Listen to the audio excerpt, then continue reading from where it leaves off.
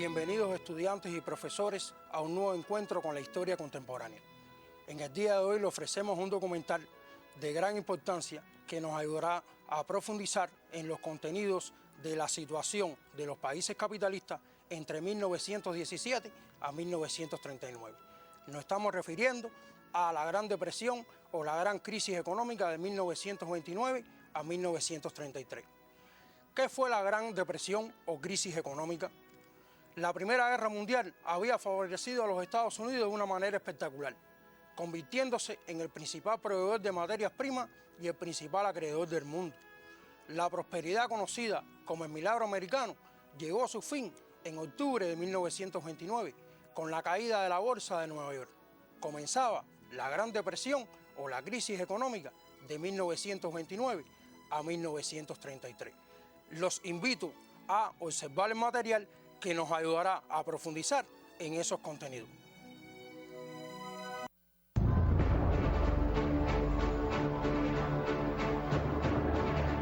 En 1929, años de floreciente prosperidad terminaron en catástrofe. Fue la mayor caída en la historia de la bolsa de la que se tiene constancia. Es imposible subestimar el shock. La sensación era de sorpresa e incredulidad. Los inversores novatos habían pedido prestadas grandes cantidades de dinero para especular en el mercado. El mercado reventó bruscamente y mucha gente fue arrastrada con él. Fue muy doloroso. Después miles de bancos quebraron. Millones de personas lo perdieron todo. La pobreza te rodeaba por todas partes. Fue muy doloroso. Al crack le siguió una depresión que se extendió por todo el mundo. Duró una década y fue el preludio de la guerra. Esta es la historia del desastre financiero que confiábamos que nunca volvería a ocurrir.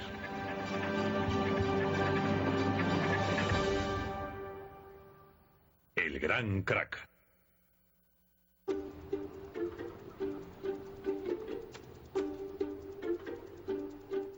Miércoles 23 de octubre de 1929.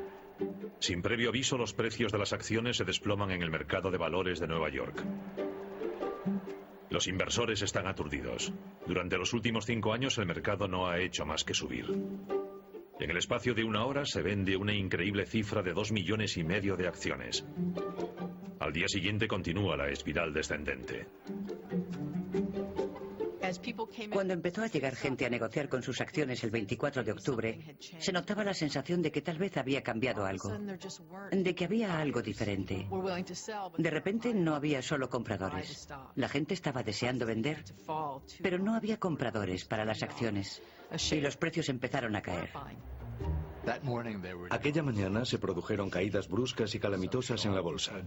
Los valores cayeron de repente 10, 20, 30 puntos de golpe. Dicen que hubo gritos y llantos en el parqué de la bolsa de Nueva York. La gente estaba sorprendida por lo que estaba pasando y aterrorizada. Miles de personas se congregaron ante la bolsa. 10,000 personas. Llenaban las calles, desde Broadway a East River. Se congregó una gran multitud alrededor de la bolsa, en las cercanías de las estatuas y en las escaleras, esperando conseguir algún tipo de noticia de las personas que salían de allí. Oían voces, los gritos y chillidos de los que compraban y vendían, pero no sabían qué estaba pasando. Así que se congregaron allí y se quedaron para averiguarlo.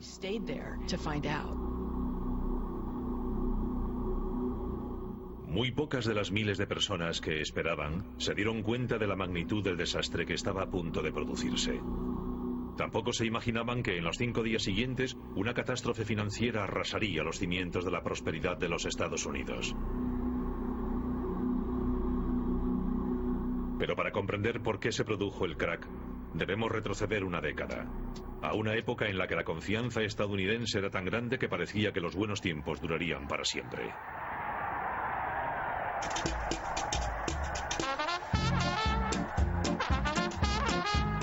En 1919 los Estados Unidos habían emergido victoriosos de la Primera Guerra Mundial. En el aire se respiraba un ambiente de optimismo. Gran Bretaña y sus aliados europeos estaban exhaustos económicamente a causa de la guerra. Pero la economía estadounidense era boyante y el mundo bailaba al son de los Estados Unidos. Las incertidumbres habían terminado. No parecía haber muchas dudas sobre lo que iba a ocurrir. Los Estados Unidos se encontraban inmersos en el período más importante y gozoso de su historia y daría muchísimo que hablar.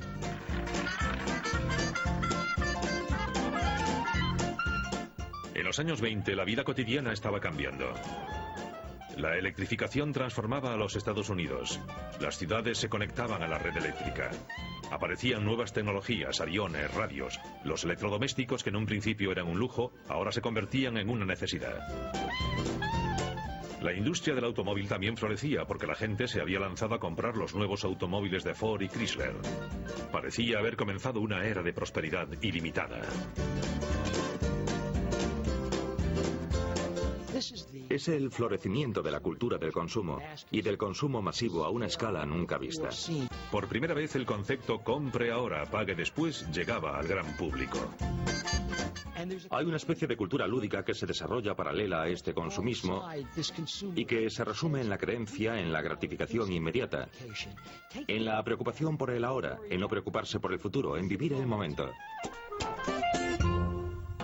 Este tipo de créditos para el consumo fue otra innovación de los años 20.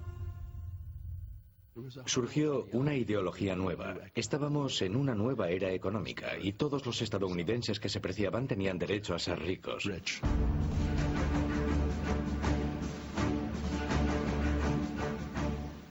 Con la facilidad para conseguir créditos y el incremento de la renta disponible, los estadounidenses buscaron nuevas formas de hacerse más ricos.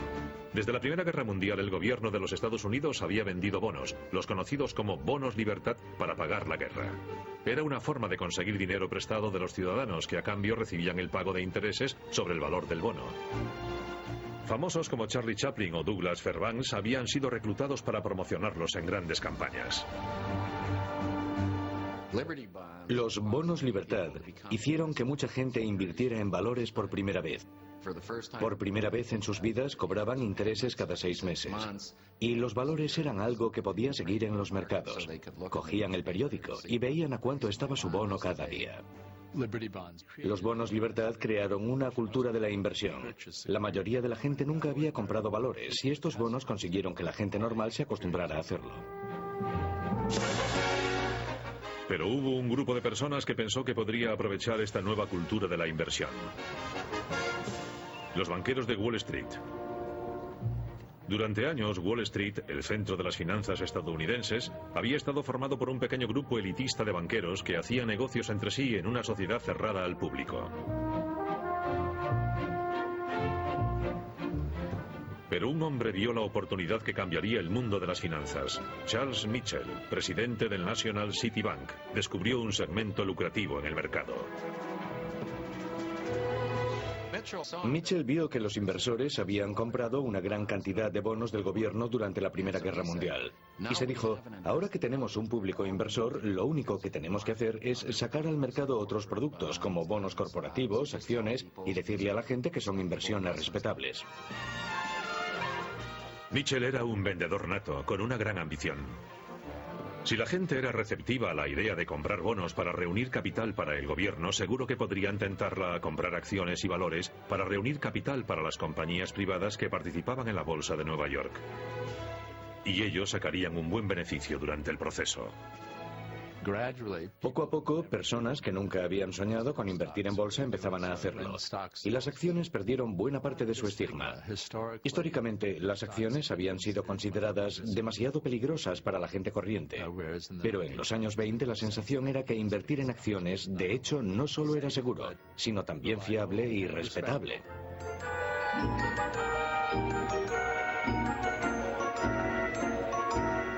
La idea cuajó. Y para aprovechar este nuevo y lucrativo mercado, Mitchell abrió agencias de corretaje por todo el país, donde las personas que tenían dinero, pero no conocimiento sobre inversiones, podrían especular en acciones y valores. Este frenesí especulador alcanzó a todo tipo de personas, no solo a profesionales. La gente normal también empezó a participar en un número sin precedentes por todo el país. No solo en Nueva York, sino en otras ciudades, en localidades pequeñas.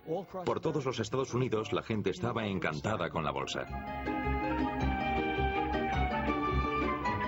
La tecnología lo hizo posible. Las últimas cotizaciones de las acciones llegadas de Wall Street podrían imprimirse a lo largo y ancho de los Estados Unidos gracias a la cinta de cotizaciones basada en el telégrafo. Encontrabas cintas de cotizaciones en clubes nocturnos, estaciones, salones de belleza, transatlánticos. El mercado se convirtió en una parte omnipresente de la cultura lúdica de los Estados Unidos en la década de los 20. Como, duermo, sueño, hablo por y para las acciones. Creo que es la única forma de ganar dinero. Es emocionante, me encanta. $17.000 de beneficio en un capital de $3.500. No está mal. Hubo especulaciones salvajes en todo tipo de valores. En las acciones de productoras de cine, empresas aeronáuticas y en las automovilísticas. Uno de los valores más pujantes de los años 20 era Radio Corporation of America.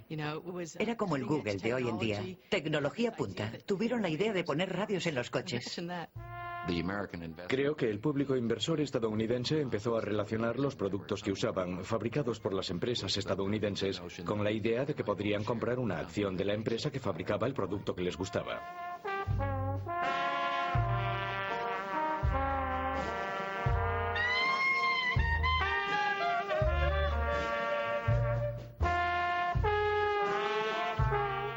A mediados de los años 20, unos 3 millones de estadounidenses invertían en bolsa y Wall Street captaba la atención del público.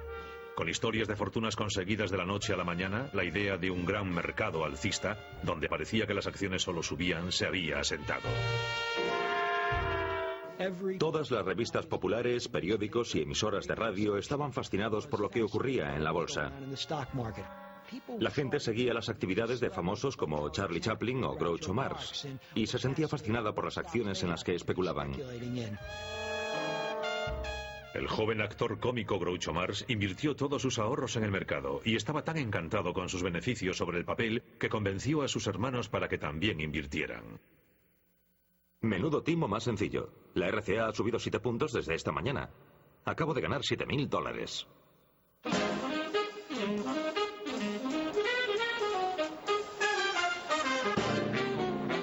Pero no solo los famosos se habían convertido en especuladores. Los grandes especuladores de Wall Street se estaban convirtiendo en famosos. Se les consideraba personas creativas, emprendedoras y que traían riqueza a los Estados Unidos. Joseph Kennedy, padre del futuro presidente Kennedy, formaba parte de esta nueva clase de astutas superestrellas de la economía.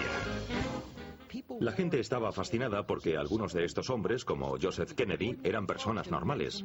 Habían salido de la nada y su rápido ascenso en los mercados era un ejemplo para la gente corriente de que algún día ellos también podrían ser así. Corrían rumores de que cualquier persona, desde un botones a un barbero, podía ganar dinero fácil en la bolsa. Un limpiabotas de Wall Street, Pat Bologna, fue uno de los que se dejó convencer por esas historias de fortunas ganadas de la noche a la mañana.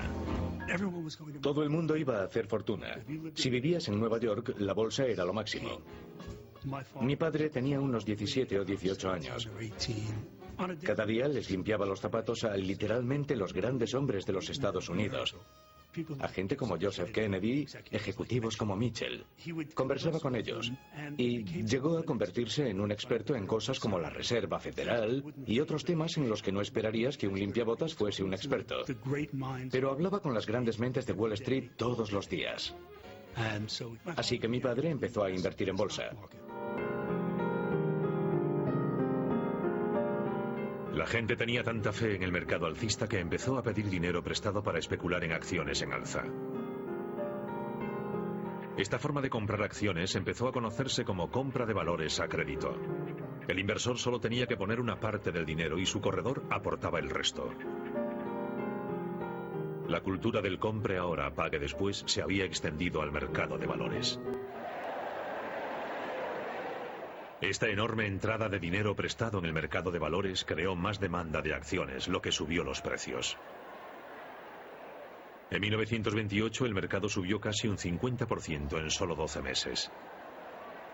Y como la bolsa seguía subiendo, cada vez más inversores pedían dinero prestado para conseguir un trozo del pastel. Uno de ellos fue el limpiabotas Pat Bologna. Mi padre no tenía demasiado dinero en la bolsa. Me dijo que en aquella época tenía unos $6.000 en efectivo. Pero recuerdo que 6.000 en efectivo se traducían en muchas acciones, porque en aquella época solo tenías que poner un 10% del crédito. O sea que con 6.000 podías tener 60.000 en acciones.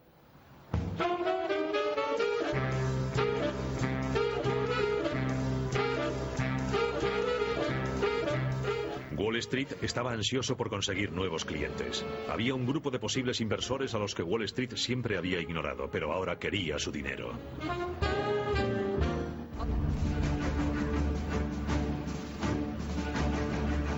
Durante la subida de los mercados en la década de los 20, el Partido Republicano estuvo en el poder, detrás de la creciente prosperidad de los Estados Unidos. Calvin Coolidge llegó a la presidencia en 1923. Él también era inversor y guardó silencio sobre la locura especulativa que se había apoderado de Wall Street. Calvin Coolidge ejemplifica el tipo de imprudencia y despreocupación que reinaba en los años 20.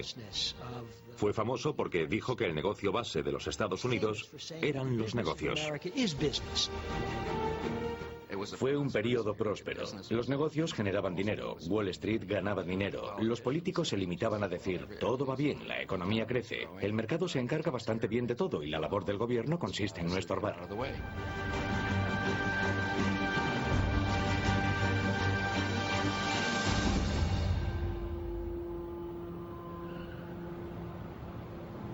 Durante la presidencia de Coolidge, el poder de Wall Street siguió creciendo sin control.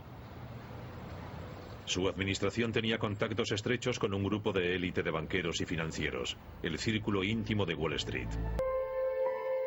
Los especuladores aficionados estaban paralizados de asombro ante la subida de sus inversiones, pero no eran conscientes de cómo funcionaba realmente Wall Street. Había sociedades pequeñas, privadas, elitistas. Eran como la realeza de Wall Street. Eran lugares muy discretos y misteriosos. Eran firmas pequeñas, con capital limitado, pero que ejercían un enorme poder.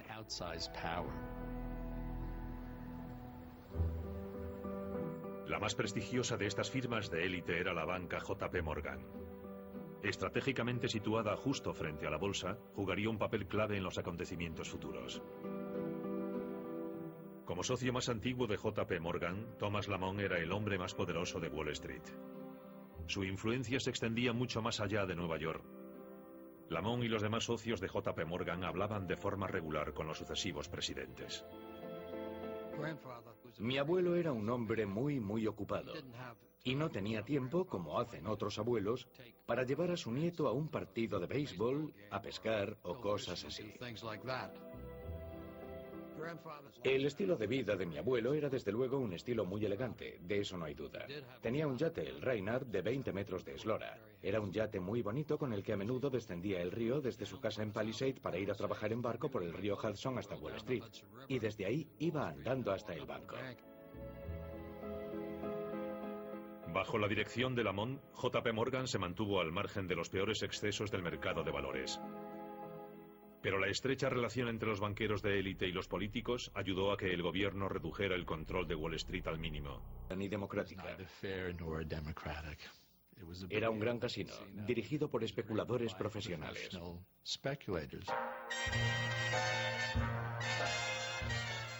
Los pequeños inversores apostaban los ahorros de toda una vida y no se daban cuenta de que las apuestas estaban en su contra. Hombres como Joseph Kennedy no hicieron fortuna simplemente escogiendo las mejores acciones.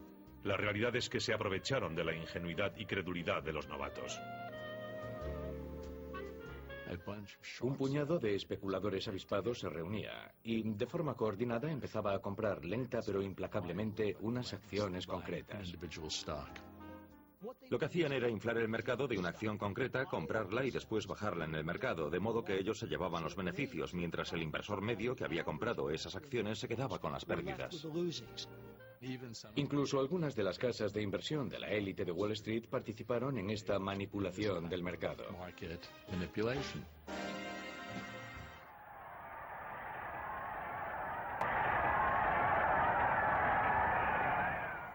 En marzo de 1929 tomaba posesión un nuevo presidente republicano, Herbert Hoover. En su discurso alentó a sus conciudadanos. Hemos alcanzado el mayor nivel de comodidad y seguridad que se haya conocido jamás en la historia del mundo. Pero en privado, su confianza era menor. Hoover es escéptico sobre lo que ocurre en Wall Street y en la economía en general. Pero no tiene el valor político para aplicar sus convicciones y cuando se convierte en presidente, no hace nada para refrenar este salvaje fervor especulativo.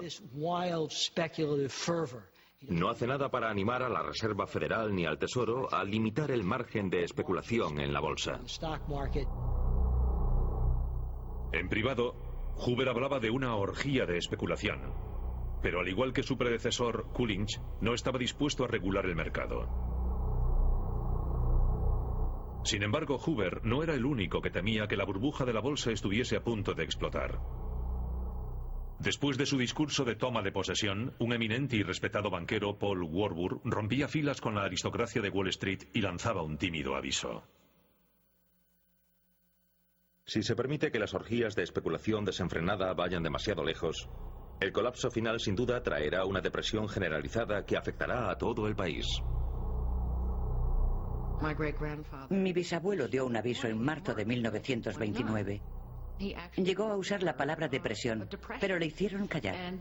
Lo ignoraron. Lo consideraron un aguafiestas. Le decían, no, todo va bien. Todo el mundo estaba ganando dinero y pasándoselo muy bien en la fiesta. Y cuando la situación del mercado es alcista y una persona dice que podría estar sobrevalorado, que hay que tener cuidado, nadie la escucha.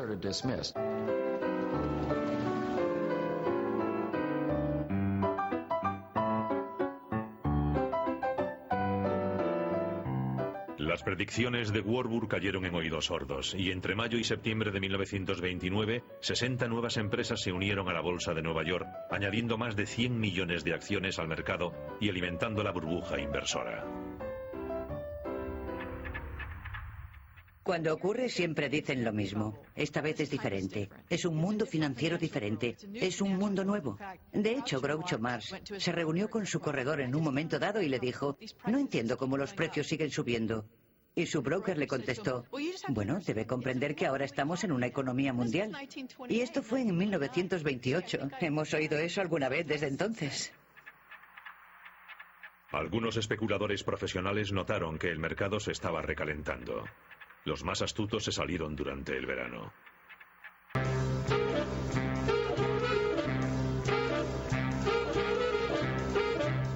Wall Street estaba ansioso por conseguir nuevos clientes. Había un grupo de posibles inversores a los que Wall Street siempre había ignorado, pero ahora quería su dinero. Hasta la década de los 20, las mujeres habían tenido un papel muy limitado en la bolsa. En parte era simplemente por prejuicios por razón de sexo. Se las consideraba incapaces de mostrar la sangre fría necesaria para especular en el mercado. Pero en la década de los 20, la popularización de la bolsa llegó a un buen número de mujeres. Los años 20 fueron una época estupenda para las mujeres. Dieron un paso adelante. Empezaron a asumir el control de su propio dinero. Se matricularon en la universidad en un número récord en los años 20 y empezaron a interesarse también por la bolsa. Era la forma de conseguir su propia riqueza. Una de esas inversoras fue una fotógrafa pionera de Nueva York llamada Alice Austin. Vivía en Staten Island, al otro lado del río, frente a Wall Street. Había llegado a esta casa con tan solo 2 meses de edad. Era inteligente. Era aventurera. Cuando cumplió 11 años le regalaron una cámara, algo que en aquella época era un invento nuevo, e inmediatamente se puso a usarla. A lo largo de los años sacó unas 8.000 placas negativas, lo que la convierte en uno de los primeros fotógrafos de los Estados Unidos y de los más prolíficos. Gracias a la herencia de su abuelo, Alice había llevado un estilo de vida cómodo, pero en la década de los 20 su fortuna había menguado y se vio tentada por la promesa de dinero fácil de Wall Street. Alice Austin descubre que anda escasa de fondos y se pregunta qué puede hacer. Sus amigos le aconsejan ser conservadora, reducir gastos, tal vez no ir a Europa, no comprarse un coche. Pero Alice conoce a un corredor de bolsa que le aconseja que nada de eso, que compre acciones, que se haga rica rápido. Le dice que puede prestarle dinero para que compre más acciones todavía a crédito. Y a Alice Osten le pareció una buena idea. En septiembre, el mercado se había vuelto más volátil todavía. En privado, el malestar del presidente Hoover aumentaba. Para entonces ya se había filtrado la noticia de la reunión y los periodistas intentaban desesperadamente conseguir información.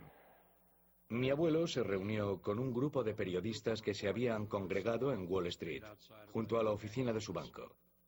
Su estilo era permanecer siempre tranquilo y nunca decir nada que pudiera causar, que pudiera erosionar la confianza de la gente en la bolsa.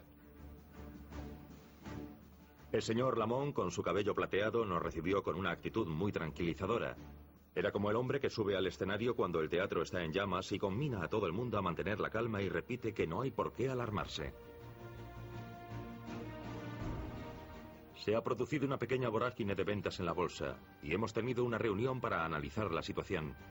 Hemos descubierto que no hay ninguna casa de corretaje en dificultades y que los créditos se mantendrán satisfactoriamente. Mi abuelo y muchos otros creyeron que lo peor había pasado, pero se equivocaban completamente.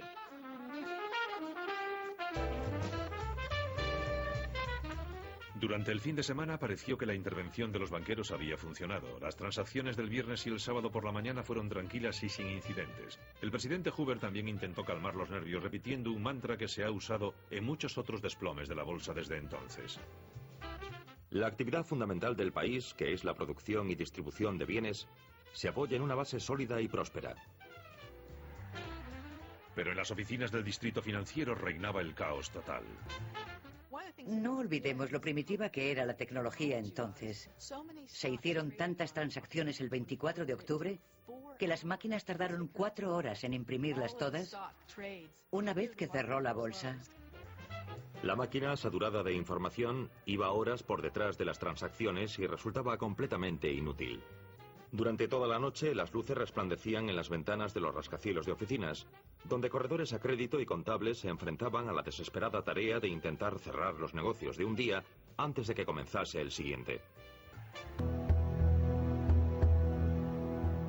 Nadie sabe qué provocó la repentina pérdida de confianza que se produjo al final del miércoles 23 de octubre. Pero de repente, una brusca caída en las acciones del sector del automóvil provocó un frenético negocio de última hora. Se vendieron millones de acciones de repente. Al día siguiente, comenzaba el gran crack de 1929.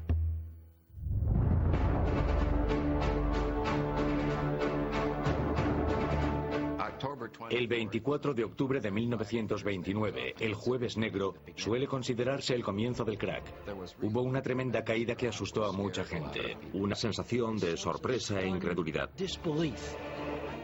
La gente siente pánico, porque el mercado cae, cae y cae. Desesperadas por conseguir alguna noticia, miles de personas se congregan en los alrededores de la bolsa. Había muchísima gente, muy enfadada, con la mirada fija. Eran personas arruinadas. Un visitante de Gran Bretaña estuvo también allí aquel día. Winston Churchill había invertido gran parte de su dinero en la bolsa estadounidense y había decidido hacer una visita.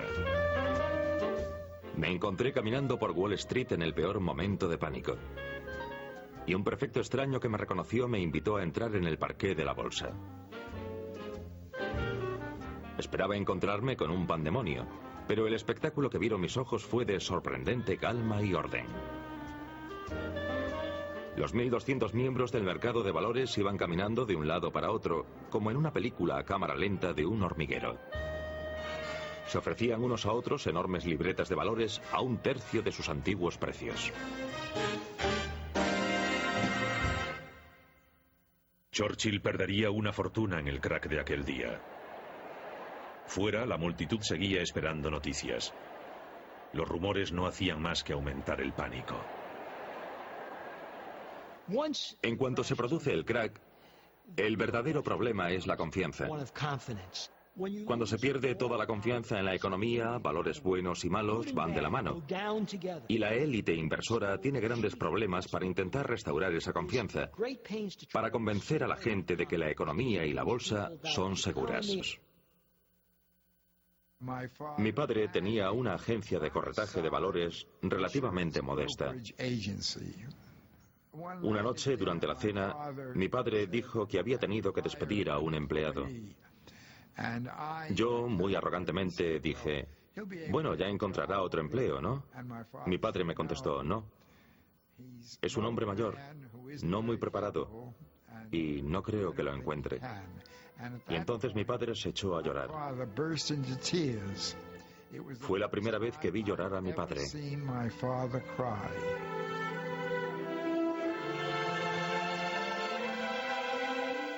Se produjo un gran cambio en nuestras vidas y en la de las personas que nos rodeaban después del crack.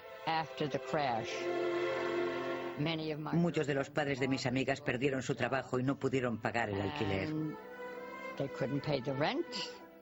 Los desahuciaron.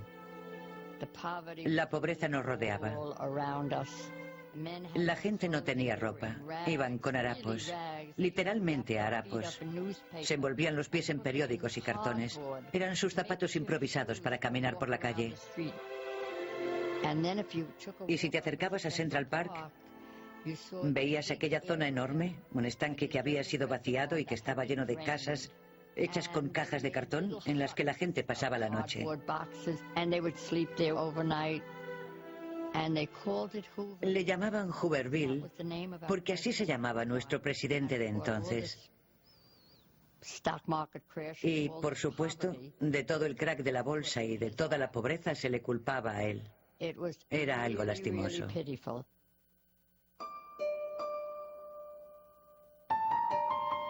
Como muchos otros, la fotógrafa Alice Osten tuvo problemas para hacer frente a los pagos de su hipoteca durante la Gran Depresión.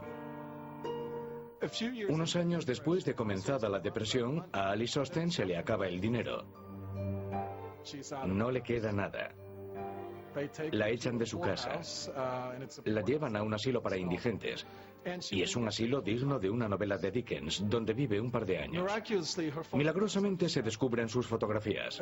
Vende unas cuantas a las revistas Time y Life y con eso consigue el dinero suficiente para abandonar aquel asilo y mudarse a una residencia de ancianos decente. En cierto sentido, sus fotografías acuden en su rescate, la sacan de la pobreza y le conceden 1 año o 2 de vida decente. Paul Warburg, que con tanta precisión había predicho el crack y la depresión, salvó al banco que dirigía del desastre, saliéndose de la bolsa a tiempo. Pero eso no le sirvió de gran consuelo. Mi bisabuelo probablemente nunca recuperó el equilibrio personal después del crack. Que le llamaran la Cassandra de Wall Street, creo que fue muy doloroso para él. Todos recordamos que Cassandra no solo veía el futuro, también estaba condenada a que la gente la ignorara. Y creo que esto le causó su propia depresión. No creo que dijera nunca, os lo advertí. Creo que sintió que era muy trágico, que toda esta depresión mundial podría haberse evitado o esquivado al menos, que no tenía por qué haber sido tan fuerte. Y creo que eso probablemente provocó su prematura muerte. Murió en el último año de la presidencia de Hoover, cuando todavía no se veía el final.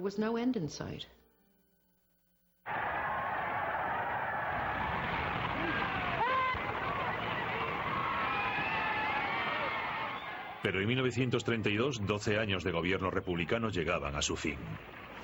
I, Franklin Delano Roosevelt, do solemnly swear that I will faithfully execute the office of President of the United States.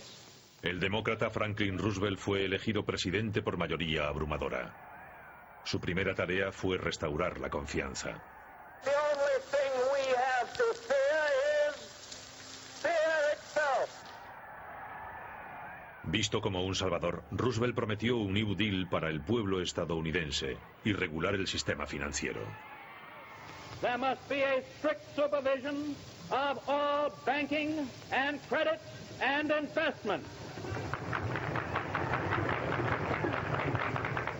There must be an end to speculation with other people's money. El nuevo presidente actuó rápidamente. Garantizó los depósitos bancarios y elaboró leyes para obligar a los banqueros a operar bajo una estricta supervisión gubernamental.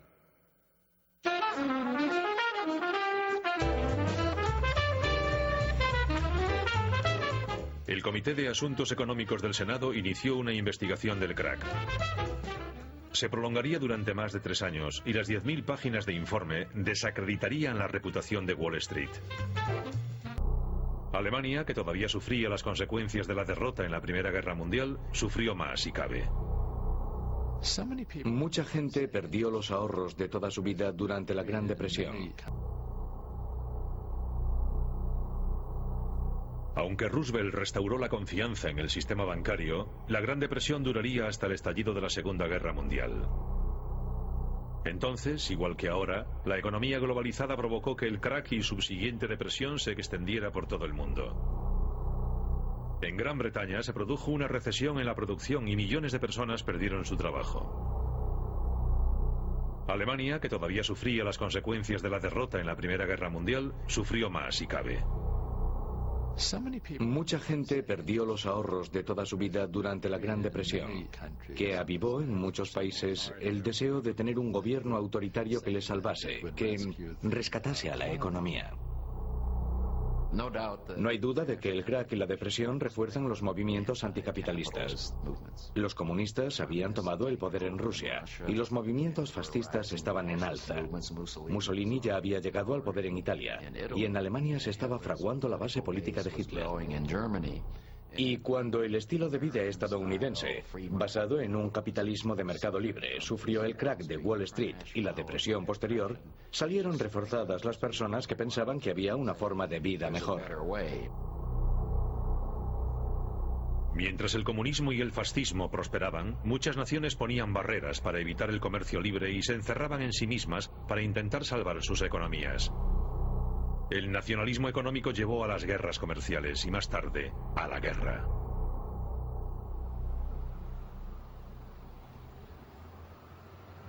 «80 años después, quienes recuerdan la burbuja de los años 20 y el crack posterior, creen que ya han visto todo esto antes». No creo que hayamos aprendido nada. Me he dado cuenta de que la gente tiene muy mala memoria. Siguen practicando compras a plazo, financiadas con deuda, sin pararse a evaluar los riesgos. Tenemos muchos créditos baratos como en los años 20. Con los créditos baratos la gente ha especulado con la vivienda y ahora la burbuja inmobiliaria ha reventado. Tenemos a un consumidor estadounidense habituado a la compra a plazos, endeudado hasta las cejas y que no puede hacer frente a esa deuda. La crisis de las hipotecas subprime o basura es un síntoma de ello. En los 80 y 90 había renacido la fe en el mercado libre. Y con la vuelta del optimismo, muchas de las reglamentaciones financieras introducidas por Roosevelt se consideraron anticuadas y se fueron suprimiendo poco a poco. Una vez más, un mercado poco regulado permitió que la especulación creciese sin control. Estamos cosechando las tempestades de esa desregulación. Estamos exactamente en la misma posición que estaban en 1929 cuando el gobierno miró para otro lado ante lo que ocurría en el mundo financiero. Lo que espero y creo es que el gobierno ha aprendido la lección e intenta dar pasos mucho más activos y mucho más agresivos que los que se dieron en la década de los 30 para intentar frenar el sufrimiento y el declive. La esperanza es que esos pasos funcionen. Pero las lecciones del crack de 1929 indican que la historia se repite, que la locura y la avaricia humana son fuerzas que pesan mucho más en los asuntos económicos que la razón y la moderación.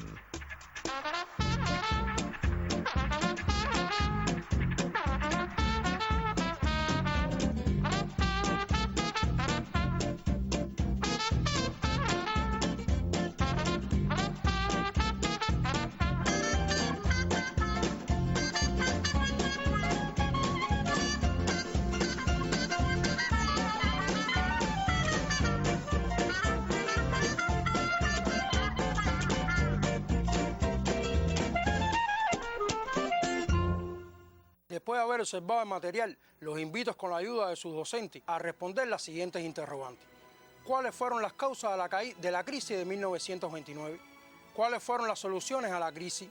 ¿Cuáles fueron las consecuencias de la crisis de 1929? Ya no nos queda tiempo para más.